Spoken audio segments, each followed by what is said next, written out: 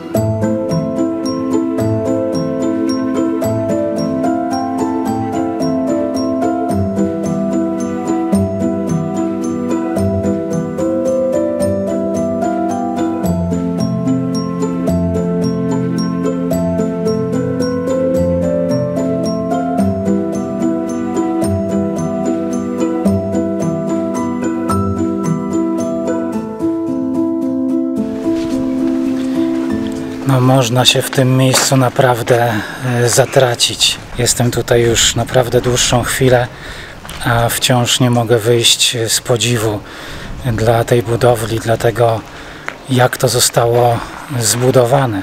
Skoro teraz to miejsce robi takie wrażenie, to nawet nie chcę sobie wyobrażać, jak musiało wyglądać w czasach swojej świetności. Nie jestem w stanie opowiedzieć historii tego miejsca, bo jest ona bardzo bogata i czasami zawiła, więc niech ta moja wizyta i ten krótki film będzie dla Ciebie zaproszeniem, żeby odwiedzić to miejsce. Myślę, że to jest jedno z tych miejsc, które jest obowiązkowym punktem na mapie naszego kraju. A ja jeszcze nie wytrzymam, muszę zrobić jeszcze kilka ujęć i idę dalej.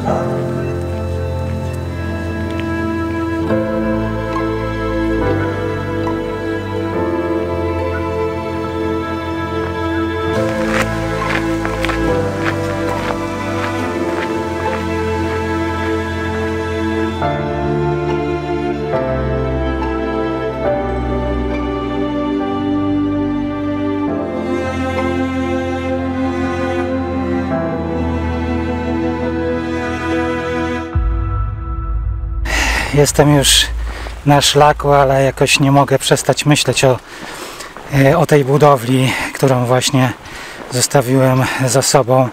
Myślę, że jednak parę informacji wypadałoby o tym miejscu powiedzieć, chociażby takie ramowe informacje, bardzo może ogólne, ale na pewno zachęcam Ciebie, żeby poszukać trochę o zamku, o pałacu, bo myślę, że ta historia jest bardzo ciekawa. No, na pewno historia zaczęła się od Krzysztofa Ossolińskiego, który ufundował, czy był tak zwanym inwestorem i rozpoczął budowę tego pałacu. Budowa rozpoczęła się w 1631 roku, a zakończyła w 1644 roku i do momentu wybudowania Wersalu we Francji pałac czy zamek Krzysztopór był największą tego typu budowlą w Europie. No i szczerze do tej pory robi to wrażenie i tak jak wspomniałem, w momentach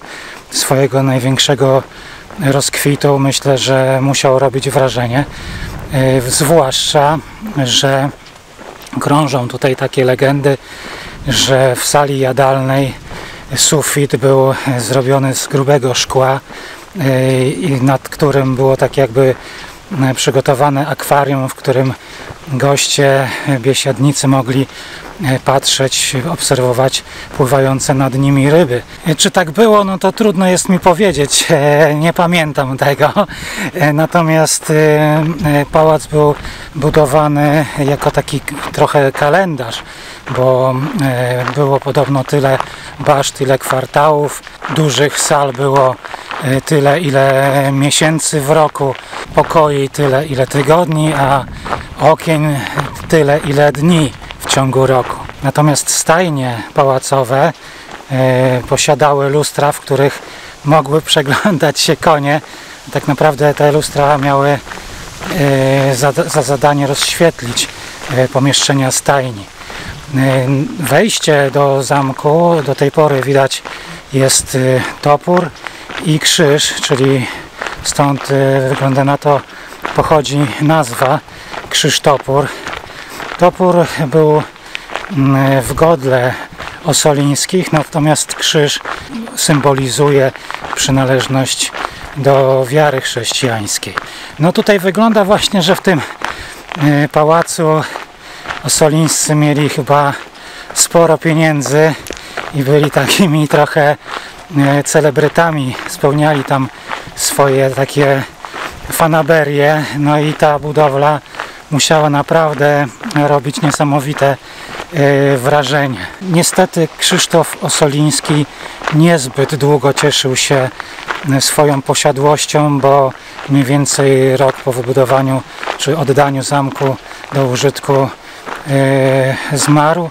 No a posiadłość odziedziczył jego syn, który niestety kilka lat później również zmarł, no zginął właściwie, niestety nie posiadając potomka. No i później pałac przechodził w ręce różnych rodzin, no a później był potop szwedzki, więc Szwedzi, jak to mieli w zwyczaju, rozgrabili tutaj ten majątek. No a w kolejnych latach no znowu losy nie były łaskawe dla tej budowli, no i w obecnych czasach mamy to, co mamy. Ale i tak naprawdę było to wspaniałe spotkanie z historią i z wizją człowieka, który naprawdę jak na ówczesne czasy stworzył coś, co jest w dalszym ciągu w stanie wprawić nas, turystów odwiedzających, w zachwyt. No a teraz po prostu proza życia,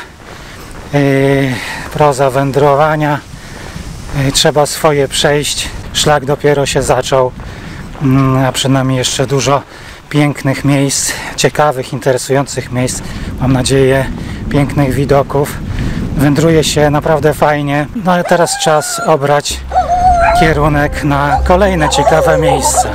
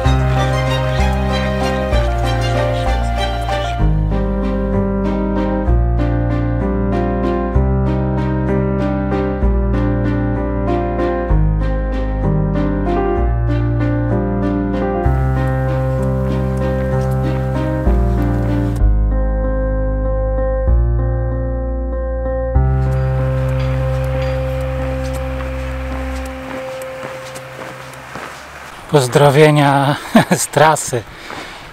Jestem przed Klimontowem, jakieś 2-3 km, a za mną już około 30.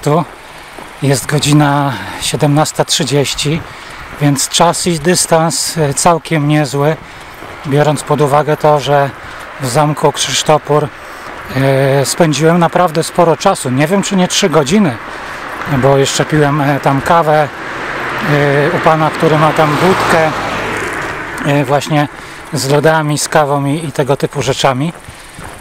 No a w Klimontowie zaplanowałem nocleg, z tym, że jest ten nocleg taki niepewny, bo nie jestem do końca dogadany, więc zobaczymy. Jest jeszcze sporo dnia, więc gdyby się tutaj nie udało, no to będę szukał coś innego. No ale jestem dobrej myśli, nocleg, jeśli się uda, to wydaje się być dość ciekawą opcją, ale na razie niczego jeszcze nie zdradzam. Zobaczymy, jak to się wszystko ułoży. Nie wiem, czy dzisiaj wybiorę się jeszcze na zwiedzanie miasteczka Klimontowa, czy zrobię to jutro. To wszystko będzie zależało od tego, jak dzisiejsze popołudnie i wieczór się ułoży. No a wieczorem jeszcze dzisiaj jest premiera Nomen Omen ze Świętokrzyskiego. Dzisiaj druga część z przejścia głównego szlaku świętokrzyskiego, więc fajnie, że dzisiaj razem z Tobą przypomnę sobie wędrówkę czerwonym szlakiem, który dzisiaj właśnie kontynuuję. Także dobra, ruszam i reszta relacji później.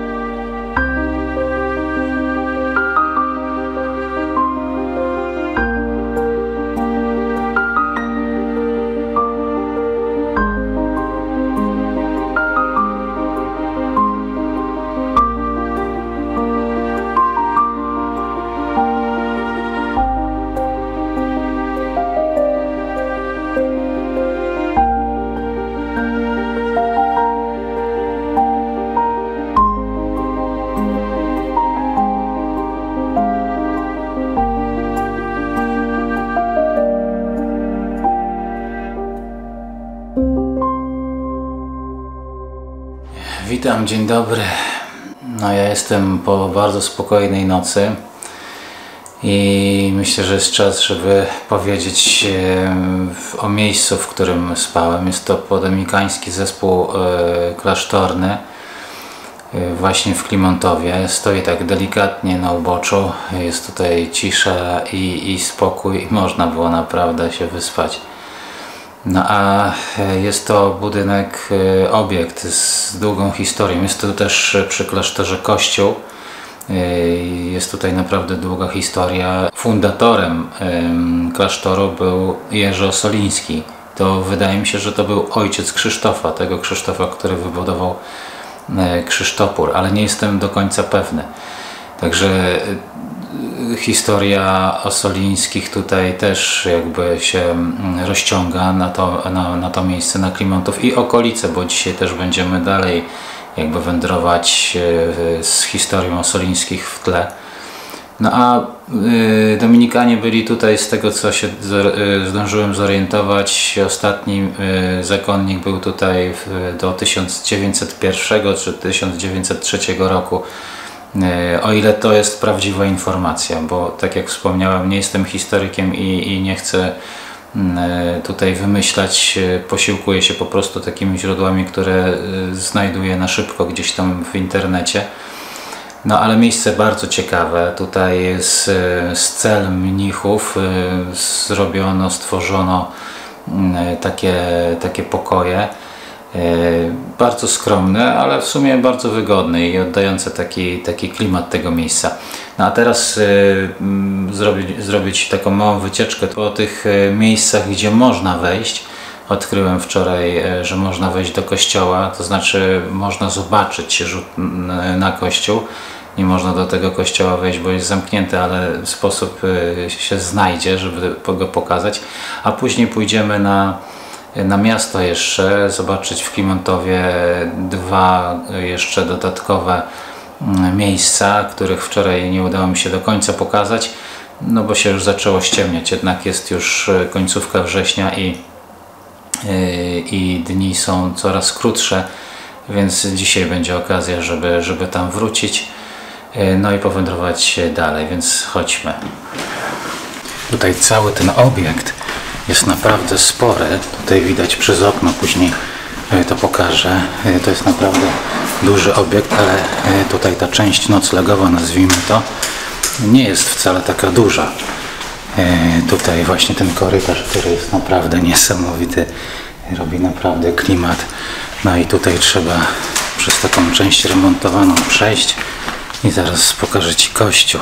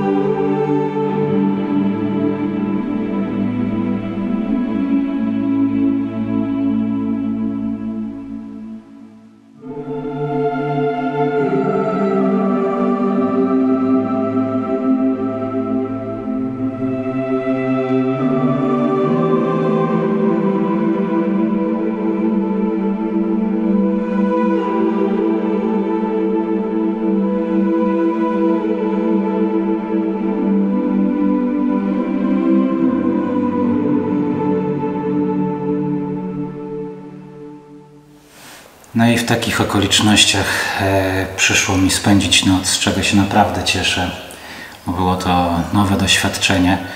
Było inaczej niż w klasztorach libańskich, tam raczej były siostry, które jeszcze dodatkowo mnie karmiły. Tutaj jest tak już pusto, no, nie ma tutaj zakonników, tak jak wspomniałem, ale jest kuchnia i jest kawa, więc dopiję sobie kawkę i idziemy zobaczyć atrakcję Klimontowa.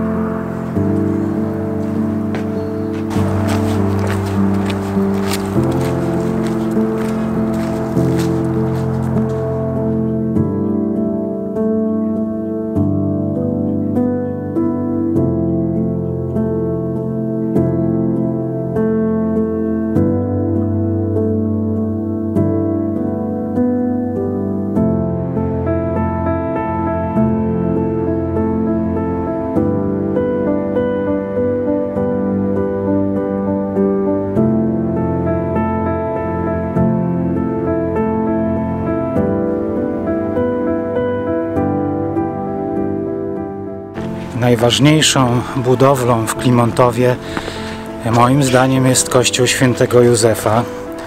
Jest to budowla z 1637 roku. Podobno bardzo przypomina Bazylikę Świętego Piotra, która znajduje się w Rzymie. No i tutaj znowu mamy do czynienia z nazwiskiem Ossoliński, ponieważ fundatorem tego kościoła był właśnie Ossoliński o imieniu Jerzy.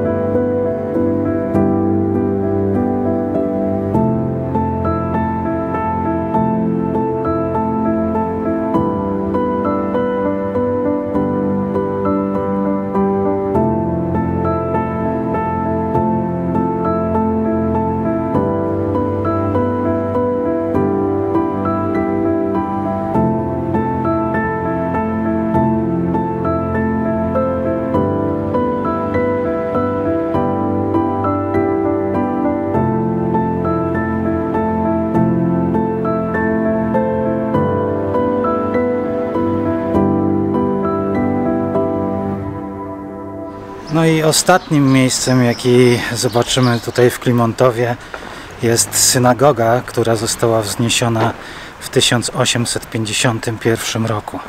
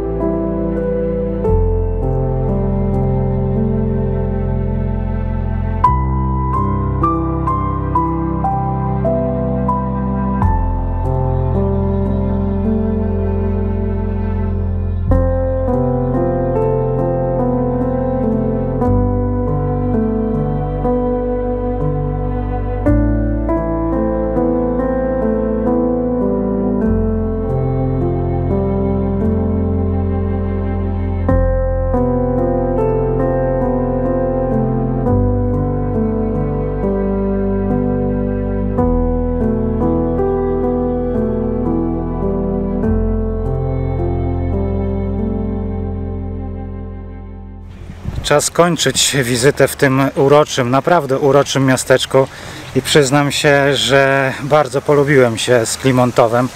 Chętnie zostałbym tutaj dłużej i naprawdę cieszę się, że to miasteczko leży na szlaku, który przemierzam.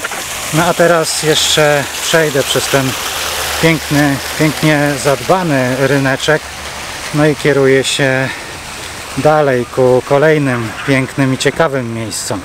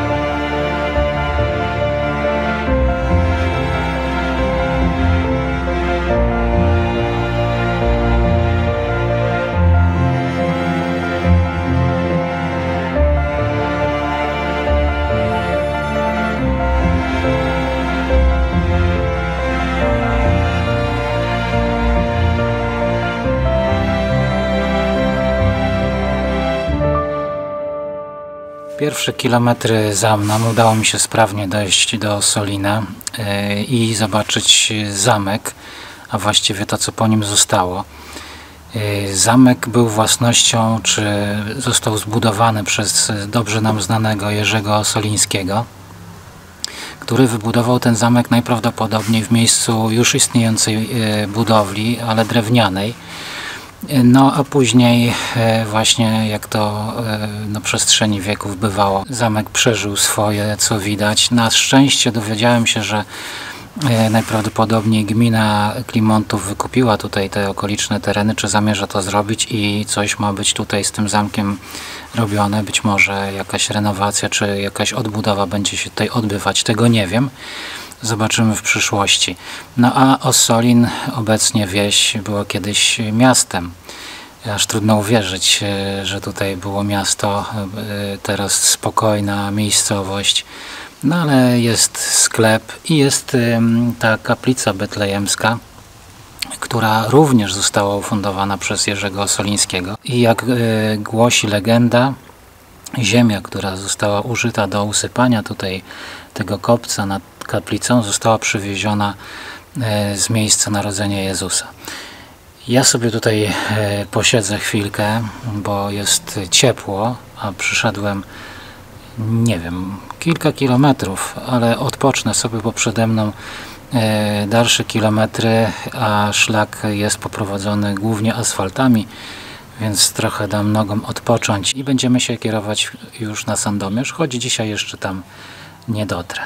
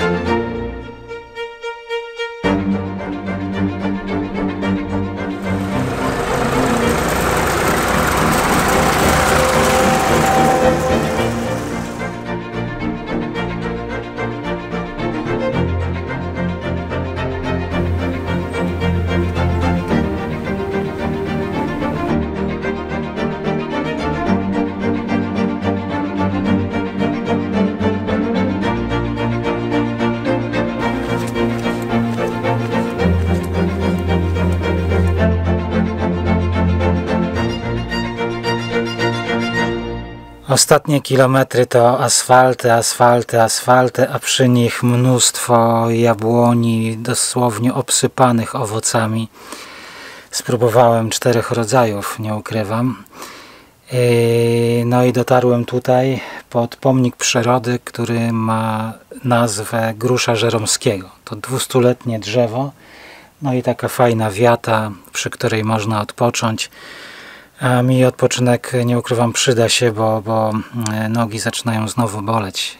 Chociaż porównując ten szlak do szlaku na przykład wygasłych wulkanów, gdzie też było mnóstwo asfaltów, tutaj jakoś czuje się to inaczej. Być może taki lekko pofalowany teren, inne te miejscowości, albo może moje nastawienie jest inne.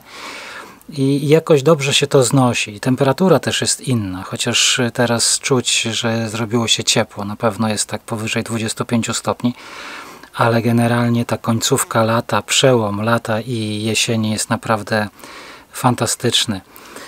Więc chwilkę odpoczynku i lecę do następnej miejscowości, miasteczka Koprzywnica. Chyba to jest miasteczko, nie wiem. Jest tam jakiś kościół i jakieś restauracje i sklepy. A ja jestem dość mocno już głodny, bo od lekkiego śniadania nic jeszcze nie jadłem. Więc obieram kierunek właśnie na tą miejscowość.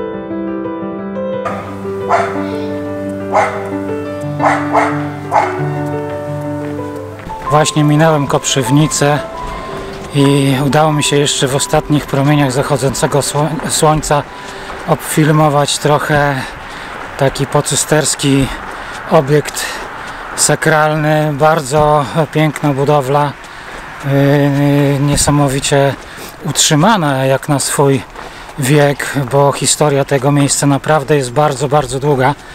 A sama Koprzywnica naprawdę fajna, klimatyczna. Żałuję troszkę, że nie miałem więcej czasu, żeby tutaj zabawić, no ale niestety dzień jest coraz krótszy i trzeba pedałować dalej, bo jeszcze trzeba dojść na nocleg, więc ja się dzisiaj już odmeldowuję. Dziękuję Ci za kolejny fantastyczny dzień, no i widzimy się jutro w kolejnym dniu wędrówki.